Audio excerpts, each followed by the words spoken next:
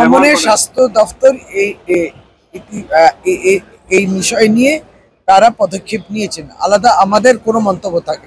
অসাধু কারবার যারা করে তা সেই অসাধু কারবার বন্ধ করার জন্য স্বাস্থ্য দপ্তর তৎপরতা নিয়ে দীর্ঘদিন কাজ করছে এবং এইটা যখন এসছে নিশ্চয়ই এটা নিয়েও পদক্ষেপ নেওয়া হচ্ছে।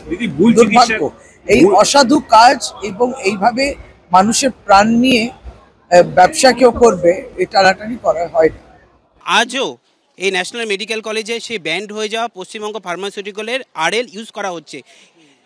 গত 7 তারিখ স্বাস্থ্য দপ্তরের বিজ্ঞপ্তি বলছে এই আরএলকে এক্ষুনি বন্ধ করতে হবে এবং লোকাল পারচেস করে আরএল সরবরাহ করতে হবে। কিন্তু তা সত্ত্বেও আমরা যেখানে এই মর্মান্তিক ঘটনা ঘটে যাওয়ার পরেও এই যে হাসপাতাল, এই স্বাস্থ্য দপ্তরের যে ঘুম ভাঙেনি, যে আজ সেটার প্রমাণ আজকেও পেশেন্টদের প্রসূতি মা যাদের সিজার হচ্ছে সে মাদের সেই আরএল ব্যান্ড হয়ে যাওয়া পশ্চিমবঙ্গ ফার্মাসিউটিক্যাল আরএল ইউজ হচ্ছে। সেটা খুবই দুর্ভাগ্যজনক এবং খুবই দুশ্চিন্তার বিষয়, কেননা সরকারি যে কোনো কিছু একটা পারচেস হয় তার পারচেস কমিটি থাকে, সেটা বিভিন্ন লেভেল থেকে স্যাংশন হয়। এটা তো কোনো লোকাল ব্যাপার নয়। একটা রিঙ্গার ল্যাকটেড স্যালাইন প্রতিটা পেশেন্টের লাগে এবং সেটা পারচেসের এত স্ট্রিনজেন্ট প্রসিডিওর সরকারিভাবে করা আছে, সেখানে কি করে এরকম একটা ইনফিরিয়ার কোয়ালিটির স্যালাইন বারবার করে চলে আসে। এর আগেও জুনিয়র ডাক্তাররা স্যালাইনের মধ্যে ফাঙ্গাস দেখিয়েছে। তার মানে আমরা বুঝতে পারছি যে there is something definitely wrong in the সিস্টেমটাকে ঠিকমতো রান করানো হচ্ছে না।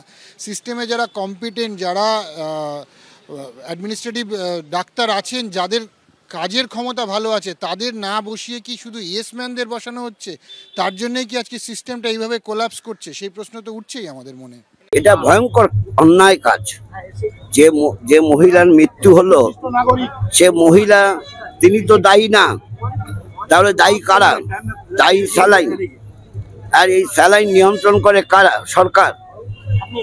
চিকিৎসকরা বলছেন এগুলো কিন্তু চেক করা উচিত ছিল।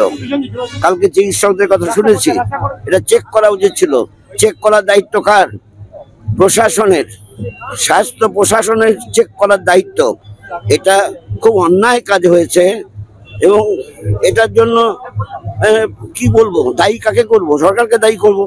মুশকিল তো হচ্ছে এই যে জনগণের সঙ্গে সম্পর্কযুক্ত সমস্ত বিষয় মুখ্যমন্ত্রীর হাতে। মুখ্যমন্ত্রী তো দুটো চোখ, একটা মাথা। তা এত কিছু মাথায় রাখা যায়? এত কিছু চোখে নিরীক্ষণ করা যায়? যায় না।